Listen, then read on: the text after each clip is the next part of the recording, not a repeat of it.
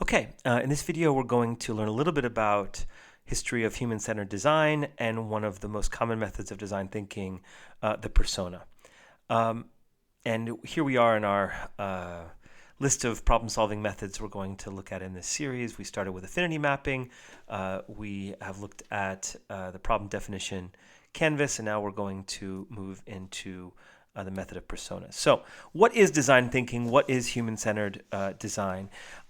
This really began as a movement in the 1960s and 70s, especially in Scandinavia, later in Western Europe and North America, and later the rest of the world, in designing spaces, buildings, and then ultimately consumer products, and finally things like public services and hospital visits. But it began with a kind of a reaction to the mass culture, the mass-produced culture of the 1950s. And the idea was to use methods of listening and observing and watching how people actually used products and interacted in spaces, and to really pay attention and listen and watch how humans really use the thing that we're designing. And then design the space based on these kinds of very close observation and listening. In the 90s, one of the world's most famous design firms, IDEO, was launched. 92, one of the most famous designers in the world, Johnny Ive, designer of the iMac and iPod, joins Apple, some of the most famous designed products, and of course Northern California, center of design thinking expertise. And then in the late 90s, the movement of design thinking started to migrate or expand to include things like designing public services with citizens. And of course, the famous design school at Stanford was launched in 2004. And what you see over this period is this evolution from the initial phase of design thinking, which is about watching and listening and empathizing, but kind of keeping a distance from the stakeholders to the product, to something more participatory, something more like co-construction, like building the product or building the space with the inputs, the direct inputs of the stakeholders who might use it. And so this was the beginning of, we call design thinking workshops. These are the 5 classic steps in the design thinking process, and you can find a lot of free, interesting resources on Stanford's D-School website. Empathize, define, ideate, prototype, and test. And linking back to our idea from John Boyd, design thinking is not a linear process. It looks linear here, but of course, you see this, in the bottom of test, iterate quickly. The goal is that you don't wait, months and years to have the perfect product or space. You want to design in such a way that you can get feedback and then do a second version, a third version, a fourth version. You've maybe heard the phrase, the very famous Silicon Valley phrase, fail fast. What does that mean? It doesn't mean that you're bad at your job. It means that you want to try things as intelligently as you can, but that could fail. That involves risk, and take those risks in an intelligent way and learn quickly so that you can build a better version and a better version and a better. One of the most famous concepts from design thinking is the double diamond. And the idea here is 2 big phases of divergent and convergent thinking, that when you start with a problem statement, the first thing you want to do is you want to open yourself up. You want to research all the different ways in which other people might see this problem. That's the divergent phase. And then you want to integrate that. You want to consolidate that. You want to take the key insights from that research, and you'd be in the middle here. This is the better version of your problem statement, or maybe specific subsets of that general problem statement. And then the second diamond is generating solutions. So how do you generate a solution? Well, once you have this more specific or more refined problem statement, you want to open yourself up to all the potential ideas of solutions, and then you want to choose some to prototype. And as you prototype things, meaning prototype means to find a minimum viable version, finding a basic easy to produce version of a solution that you can test quickly.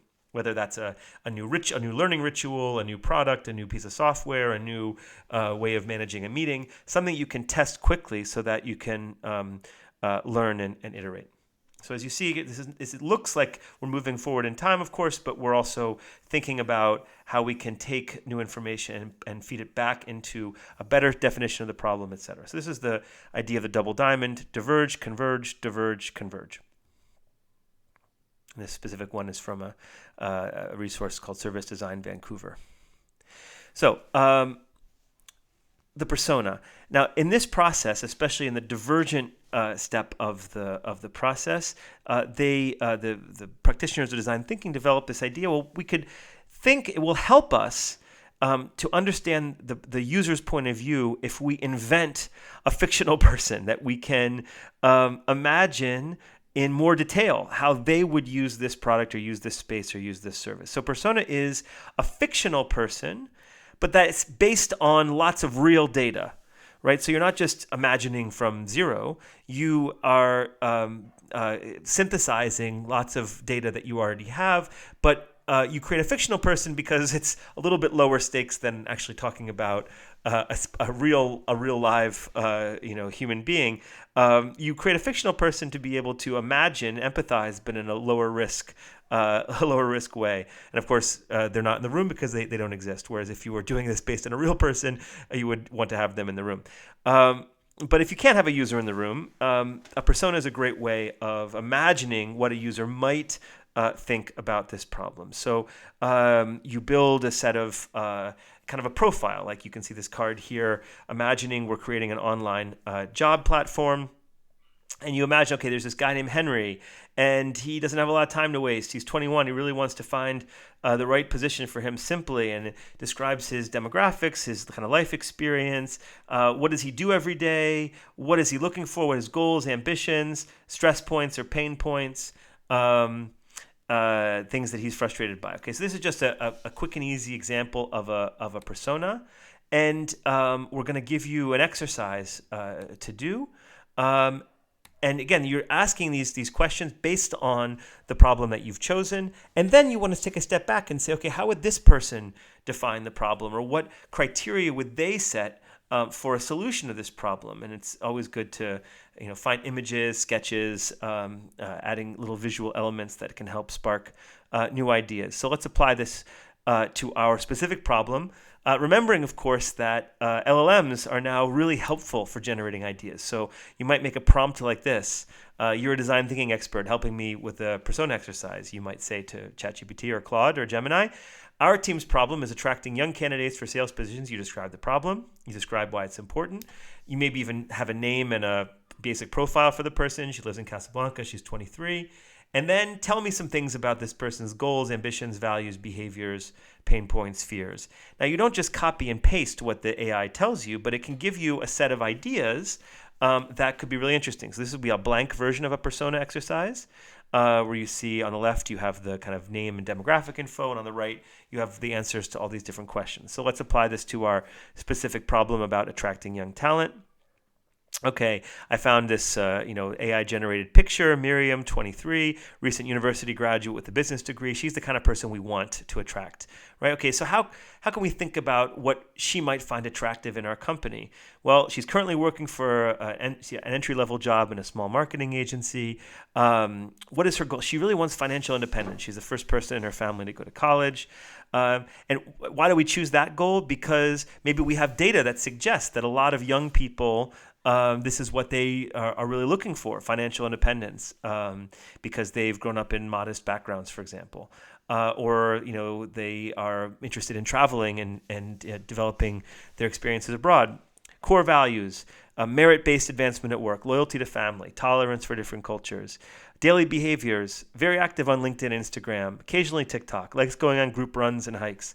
Pain points, nervous in job interviews, concerned others don't take her seriously because she's a young woman, worried about being stuck in entry-level position forever. So now you can think about, okay, how could our LinkedIn post, our next LinkedIn post, attract someone like her? Or how can we redesign the interview process to attract someone like her, to deal with her pain points, to satisfy her goals and ambitions, and be in harmony with her core values?